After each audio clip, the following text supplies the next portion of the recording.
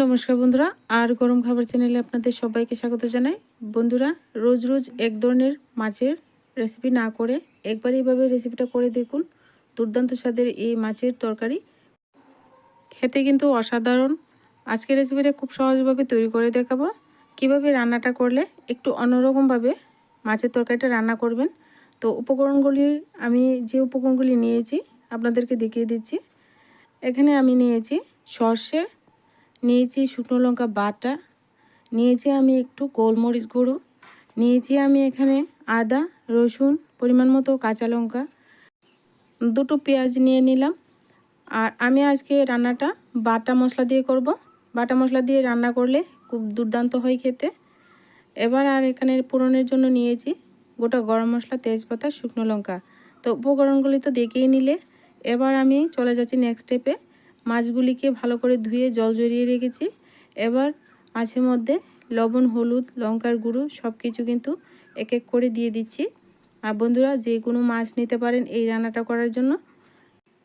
আমি এখানে রুই মাছ নিয়েছি, আপনারা কিন্তু কাতলা মাছও নিতে পারেন। এখানে দেখুন সমস্ত মশলা দেওয়া হয়ে গেছে। হাত দিয়ে ভালো করে সমস্ত মাছের মধ্যে মশলাপাতি ভালো করে মেখে নিচ্ছি। বন্ধুরা, যদি চ্যানেলে নতুন বন্ধু হয়ে থাকেন আমার চ্যানেলটিকে সাবস্ক্রাইব করে দিয়ে চ্যানেলের পাশে থাকবেন। বন্ধুরা দেখুন, খুব সুন্দর করে কিন্তু ভালো করে সমস্ত মাছের মধ্যে মেখে নিয়েছি। এবার একটা সাইডে রেখে দিচ্ছি। এবার আমি এখানে মশলাটা বানিয়ে নিচ্ছি। মিক্সিং জার নিয়ে নিলাম, সমস্ত উপকরণ দিয়ে এবার স্মুথ একটা পেস্ট বানিয়ে নিচ্ছি।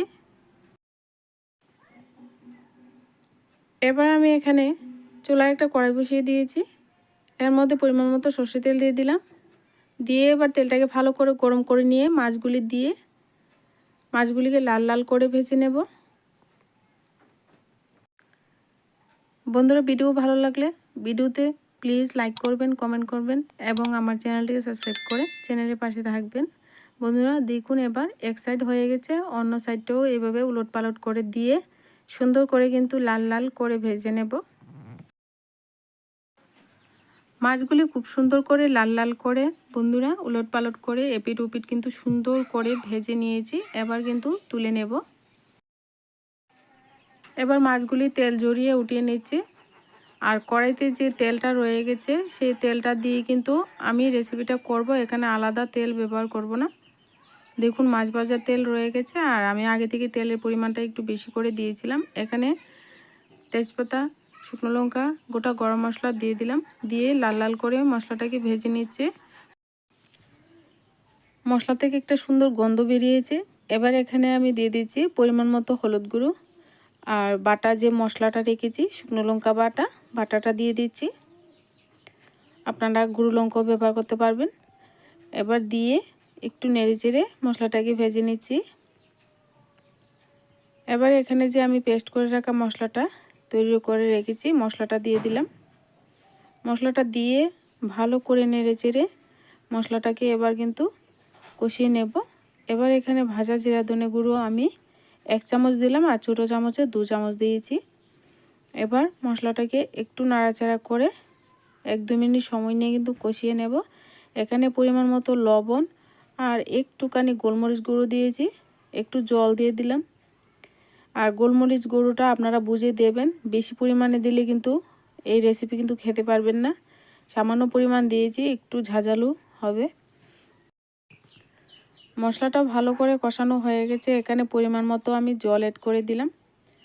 এবার পরিমাণ মতো জল দিয়ে এবার একটু নাড়াচাড়া করে দিয়ে নিয়ে মাছগুলি দিয়ে দেব। ভেজে রাখা মাছগুলি এবার দিয়ে ঝোলটাকে ভালো করে ফুটিয়ে নেব।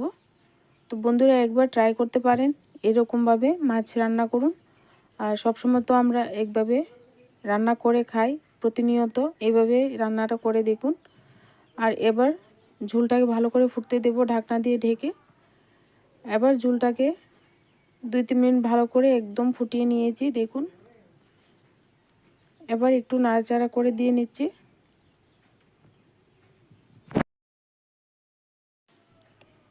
এবার এখানে আমি কসুরি মেথি দিয়ে দিচ্ছি। দিয়ে আবারও একটু নেড়েচেড়ে উলট পালট করে দেব মাছগুলি দিয়ে। এবার এখানে কুচনো ধনেপাতা দিয়ে দিচ্ছি পরিমাণ মতো। ধনেপাতাটা দিয়ে আবারও একটু নাড়াচাড়া করে দিয়ে নেব। নাড়াচাড়া করে দিয়ে নিয়ে এখানে আমি একটা ঢাকনা দিয়ে ঢেকে চুলা আঁচটাকে বন্ধ করে স্ট্যান্ডিং টাইম দিয়ে নেব। 3-4 মিনিট পর ঢাকনাটা উঠিয়ে দেখুন বন্ধুরা, মানে দারুণ লাগছে রেসিপিটা, আর খেতেও দুর্দান্ত হয়েছিল। আর একবার এইভাবে ট্রাই করতে পারেন। ভিডিওটা ভালো লাগলে অবশ্যই ভিডিওতে লাইক করুন, চ্যানেলটিকে সাবস্ক্রাইব করে চ্যানেলের পাশে থাকা বেল আইকনটি বাজিয়ে রাখুন। যখনই কোনো ভিডিও আমি আপলোড করব সাথে সাথেই আপনারা কিন্তু নোটিফিকেশনটা পেয়ে যাবেন। তাহলে বন্ধুরা আজকে ভিডিওটা এই পর্যন্তই, দেখা হচ্ছে নেক্সট ভিডিওতে।